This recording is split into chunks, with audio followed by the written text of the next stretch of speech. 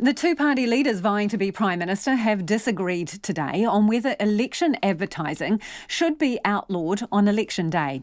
After the 2017 election, the Electoral Commission encouraged the government to reconsider the law, which bans displaying, delivering, wearing or distributing campaign material, though you can wear a lapel badge or rosette.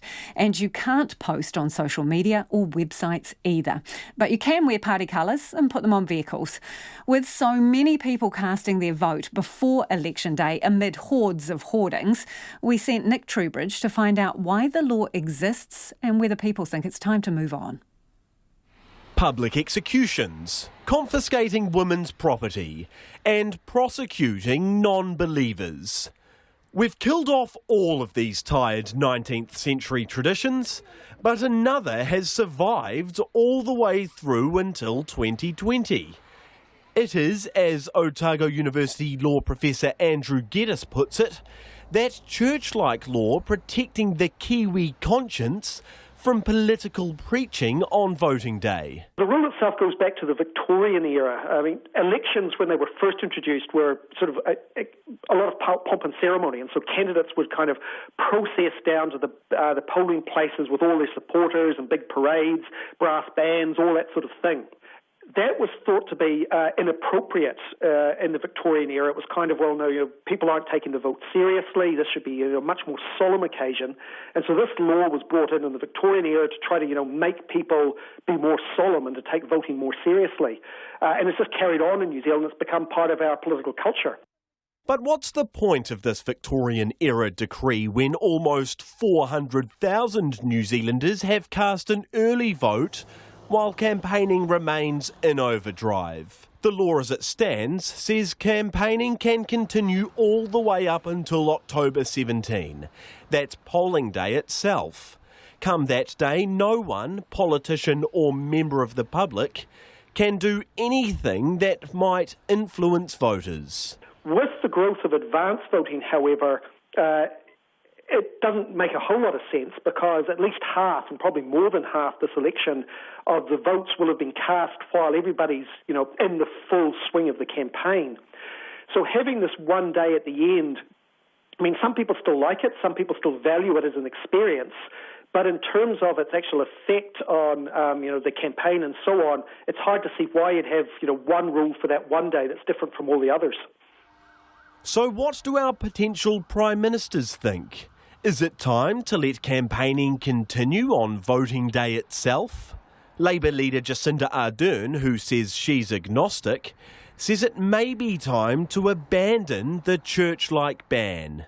Some of the things that were preserved for only on election day, so for instance the odd rule that said you couldn't enrol on election day, but you could enrol on every other day and vote at the same time. So we have been progressively working through those issues. I think we still have to make sure, though, that we keep people free, unfettered when they access polling places. Simple things like that need to be preserved, but maybe it is time, with advance voting so popular, to think about those other issues. National leader Judith Collins, a Christian who was pictured praying before casting her early vote, wants to see the enshrined rule remain. Look, I'm sure that one day we might well move to an Australian model where people are stuffing pamphlets in people's hands as they're moving into the polling booth. I like to think not. I think it's got to have some decorum on election day. And for a lot of New Zealanders, they will still vote on election day. There's a lot of undecided voters out there, and what they're telling us all is that they haven't made up their minds yet. The reality is most Kiwis will vote this election while campaigning is in full flight. Advance voting numbers are expected to reach their highest levels. Last year, 47% of votes were cast early. That's expected to rise to about 60% this time around. But there was widespread support for allowing political advertising to continue on election day. I think that there's enough advertising in other areas that I'm not sure that the signs really influence people's decisions or not. I think they just kind of end up blurring into the background. They're often damaged or torn down or, knocked over, so it's just more an eyesore, I think. Impacting votes, I think most people these days aren't going to be swayed by a hoarding. The people who wreck and graffiti, I just find it kind of childish. It's like, I don't know, people are just doing this just to get their word out. I think hoardings has any influence on the way people vote these days. I think, internet, listening to debates and that kind of thing's got far more impact than looking at hoardings. I think these should still be up during elections, just to remind people, I guess. It's inconsistent to allow as many people as you like to vote while the hoardings, etc., are still up, and yet at the same time require them to be taken down on the day the votes are counted.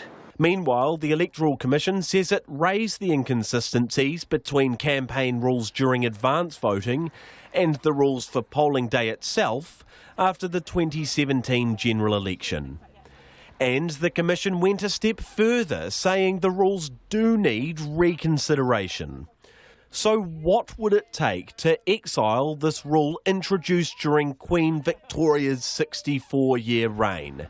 Here's Andrew Geddes. You'd have to get rid of the offence provisions in the Electoral Act that says that it's an offence to do any sort of campaigning on polling day itself. This has been looked at by select committees in the past, and every time it comes up, select committee basically says, well, New Zealanders just really seem to like having this one day at the end of everything where there's a bit of peace and quiet, and, all the campaigning stops. For now, though, the centuries-old decree is here to stay, for this election anyway. Break this 19th century edict? Well, your fate won't be a Victorian-style hanging, but the Crown could levy a fine of up to $20,000. For Checkpoint, Nick Truebridge.